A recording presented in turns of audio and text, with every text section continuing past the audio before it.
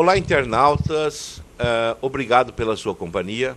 Estamos aqui mais uma vez com o nosso programa Conversa de Gente Grande. Hoje recebendo o Glauco Lauri, esse jovem de 44 anos, ele é jornalista, funcionário da Secretaria de Esportes e Lazer de Itapira e é um itapirense que nasceu enxergando tudo, até mais do que devia, porque acabou escolhendo a profissão de jornalista. Dizem que o jornalismo consegue ver através das paredes, inclusive. Mas, de repente, Glauco se viu cego.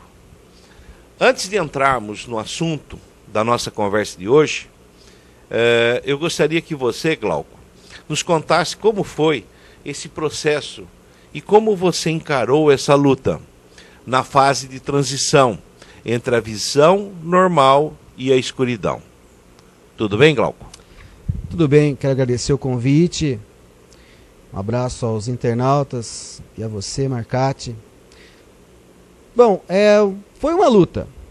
Eu, diabético, desde os 15 anos, eu tive minha vida transformada. Em 1996, portanto há 15 anos, eu tinha uma doença chamada retinopatia diabética. E infelizmente eu perdi totalmente a visão. Na época eu fiz o que foi possível e o impossível. Tratamento com laser, cirurgias. No entanto, eu me tornei um deficiente, vitimado então por uma das complicações que gera o diabetes, né? O meu médico disse na época: Glauco, você não vai morrer de diabetes, mas ela vai judiar de você. E ele estava coberto de razão. Eu perguntei, assim, na fase da transição, Glauco, porque Sim. O deficiente, seja ele visual ou não, também encara uma outra luta difícil. A de viver num país, numa cidade que não se apresenta preparada às pessoas com alguma deficiência ou dificuldade de locomoção. Você deve ter 1000 experiências nessa área. Fale-nos um pouco sobre isso. Você está coberto de razão, né? Não só Itapira, como todo o Brasil, é um país em que não há acessibilidade, ou se há, é muito pouco. Nós, deficientes, eu digo nós porque eu me encaixo nesse segmento, basta você andar por Itapira, e olha, ruas do centro, hein? São buracos nas calçadas, lixeiras mal colocadas, galhos de árvores. Tem aquele cidadão que reforma a sua casa e joga o entulho na calçada. O outro problema que realmente a gente enfrenta: faixa de pedestres. Você, internauta, deve saber muito bem o que eu estou falando. Infelizmente, Itapira não tem uma cultura de respeito à faixa de pedestres. Imagina então para nós deficientes a dificuldade que é. Marcati, quando a minha bengala toca o outro lado da sarjeta, o meu coração explode de alegria, pois é uma grande vitória, dadas as dificuldades que eu enfrento. Talvez um trecho curto, de 200 metros, que a pessoa que tem a visão levaria, vamos dizer, nem 5 minutos. Com certeza eu levo mais de 15 ou 20 minutos para cumprir um pequeno trecho. São inúmeras dificuldades mas não podemos nunca desistir, né? Temos que sempre levantar a cabeça, levantar com aquela motivação e matar um leão por dia. Glauco, eu concordo com você. Eu vejo que as cidades, e lógico que nós estamos falando de Itapira porque nós moramos aqui, mas esse problema é de um país que adotou o automóvel como meio principal. Então você veja que se as ruas se apresentam emburacadas, imediatamente todo mundo se levanta e pressiona a prefeitura para tapar os buracos. Isso. Dificilmente nós assistimos algum movimento para tapar buraco de calçada. E mais ainda, espaços, calçadas que elas não são, não recebem inclusive a benfeitoria, né? Elas ficam no chão batido, com mato. E, por outro lado, calçadas que são preparadas para o automóvel entrar nas garagens. Ou seja, exatamente. Ela não é preparada para as pessoas passarem por ela, mas para que o automóvel também tenha prioridade sobre as calçadas. E realmente eu vejo isso, um grande problema. Mas quem sabe um dia a gente consegue. E tem um detalhe que eu esqueci: algumas lojas, inclusive aqui no centro da cidade, elas utilizam as calçadas aproveitando o espaço para um tipo de uma vitrine. Eles expõem seus produtos na calçada, o que é realmente lamentável, né? Um deficiente, por exemplo, como eu, ter que utilizar a rua, sair para a rua para exercer, para passar por aquele trecho. Falta o quê, Nino? Fiscalização. Isso falta. Com certeza, porque não só o deficiente, mas o idoso, ele tem dificuldades de se locomover em nossa cidade, né? Sem dúvida. O deficiente físico, enfim. Mas vamos continuar na luta e botando a boca no trombone, né, Glauco? Que nós vamos conseguir melhorar esse país, né? E a nossa cidade, principalmente. Bom, Glauco, todas as semanas nós recebemos notícias sobre as suas andanças por escolas, empresas, entidades, levando a sua palestra motivacional, dinâmica e interativa. O tema que você tem abordado nessas palestras é o da superação na vida, no esporte e no trabalho. Eu quero que você nos conte como é que começou, de onde você tirou essa ideia, e dizer também como é que você empreende essa função constante, já que nós sabemos que você não cobra nada por isso. Bom, eu não cobro nada pelas palestras por um simples motivo. E digo para você também, internauta. Eu não cobro nada porque o maior beneficiado das palestras sou eu mesmo. O bem que me traz ao coração não tem preço. Eu sempre digo isso nas palestras. Eu não tenho mais a visão física, mas eu tenho a visão aqui, ó, com o coração. Eu passei a enxergar com a alma. E é isso que eu tenho passado nas palestras. Bom, mas a ideia surgiu em 2009. Por quê? Porque em 2008 foi um ano terrível, um ano em que o caos se abateu sobre mim.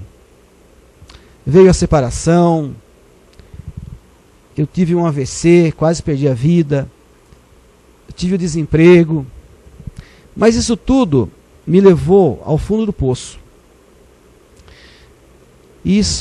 Mas gerou também uma matéria-prima para eu construir dentro de mim uma ideia de superação, de tirar desse sofrimento, dessa agonia, dessa aflição, um bem. Cristo nos ensina a você de um mal tirar um bem. Então isso para mim passou a ser uma motivação também para superar tudo isso. Levar a minha mensagem para empresas, escolas. Agora, as pessoas reclamam da vida, mas tem a visão perfeita, tem braços perfeitos, pernas perfeitas. E a São Silvestre, que a gente vai falar daqui a pouco, me ensinou muito isso. A você também, internauta. A São Silvestre é uma corrida que todos os dias eu lembro nela, porque ela transformou minha vida, me fez ser um homem diferente, a dar valor, Nino, às pequenas coisas da vida. Às vezes pensamos que a felicidade está em grandes coisas, carros, casas, tudo bem, também nos traz felicidade. Mas eu digo para você, e principalmente para você, internauta, nós temos que aprender que a felicidade está nas pequenas coisas da vida. Por exemplo, um abraço, um sorriso. Garanto que muitos que estão nos acompanhando não deram um abraço hoje ainda, ou não ganharam um abraço, talvez pela correria do dia a dia. E é isso que eu procuro passar para as pessoas. Então surgiu essas palestras desse momento de fundo do poço que eu passei. Você, evidentemente, sempre quando a gente conversa ou te ouve ou lê alguma matéria, você passa esse sentido da vida, né? Exato. O que é uma coisa hoje rara, né, Glauco? Porque a correria da vida, né, a ânsia do crescer mais do ponto de vista material, do ter, né? Do ter, né? Isso. De gozar a vida de uma forma que às vezes a gente nem está habituado, acaba nos levando a não se preocupar com aquilo com aquilo que mais vale no ser humano, né? Que é o conhecimento de vida, o conhecimento intelectual, enfim. Com certeza essa palestra que você tem dado não só mostra as suas dificuldades e o que você fez para superar isso, né? Mas acaba sendo uma lição de vida, né? E uma declaração de amor por Itapira. Eu falo muito isso na palestra. Eu tenho orgulho de ser itapirense.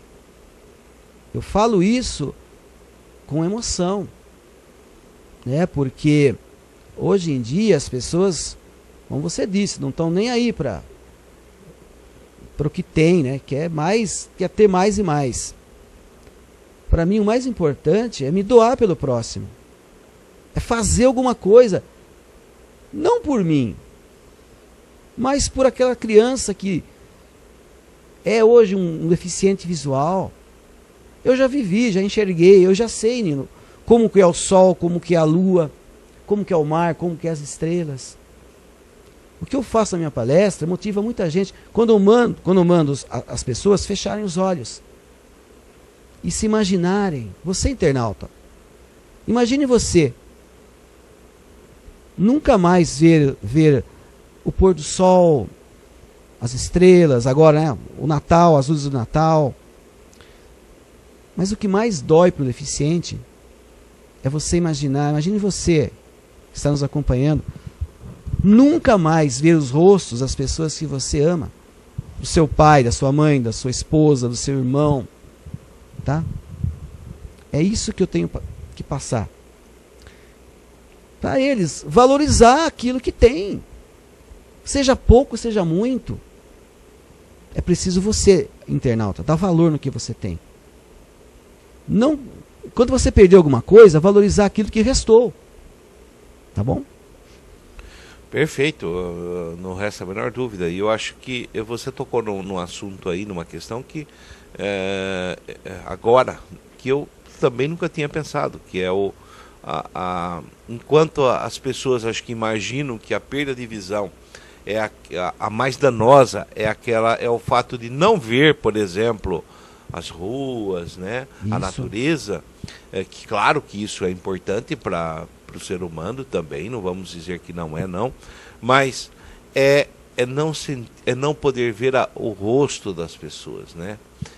Não sentir através da visão. Claro que a gente pode sentir, e evidentemente toque, né? A pessoa que ficou sem a visão sente as pessoas de uma outra forma, né? Mas não perceber através da visão o olhar, né, do outro, a expressão facial, uma lágrima caindo. Uma lágrima caindo. De repente as pessoas não pensam nisso, né? Não. Acabam pensando em outro lugar. Mas ótimo, eu acho que essa... Veja como é que é, né? Quer dizer, uma pessoa que não tem a visão, de repente passando outras formas de visão para as pessoas, né? Não é verdade? Não é interessante isso? Você tocou num ponto importante. Até eu não havia pensado nisso. Como eu digo que eu enxergo com o coração. Exatamente. É uma outra maneira de eu enxergar. É que a maioria das pessoas que tem a visão normal não enxerga. Às vezes não podemos ser injustos, às vezes enxergam sim. Mas acaba valorizando mais a visão normal, né? Normal. Exatamente. Tem um poema do Mário Quintana, muito bonito, que fala sobre deficiências, né? E ele cita que o cego é aquele que não olha para as necessidades do outro. Tem tudo a ver. O que adianta você enxergar se você pisa na bola com o outro, tá? Passa para trás o companheiro. É uma outra maneira de cegueira, concorda? Não resta a menor dúvida, né? É aquele que às vezes não enxerga também determinadas coisas, né? Ou ele se recusa a enxergar, também é uma outra forma de cegueira, né? O nosso tempo desse primeiro bloco está acabando, mas antes de nós entrarmos na questão da corrida de São Silvestre, eu queria te perguntar um assunto que eu até tomei conhecimento faz pouco tempo. É a pessoa, não sei se você já ouviu falar, é a pessoa que é cega, mas que ela, se você perguntar para ela se ela está enxergando uma coisa, ela diz o que ela está enxergando. Ou seja, ela imagina e diz como se estivesse enxergando. Você já ouviu falar nisso ou não? Não. Uma novidade para mim. Por exemplo, Itapira, por exemplo, eu conheço, né? Praticamente todo o centro da cidade. Agora, se você me soltar, por exemplo, na praça Bernardo de Campos, eu vou conseguir chegar tranquilamente. Agora, logicamente que esses bairros novos eu me perderia. Mas esse detalhe da pessoa aí eu desconheço. Não é novo, não. Ah, é? Eu também não conhecia. Conheci lendo um texto. Não é que ela, por exemplo, você chega para essa pessoa e pergunta, como que eu sou?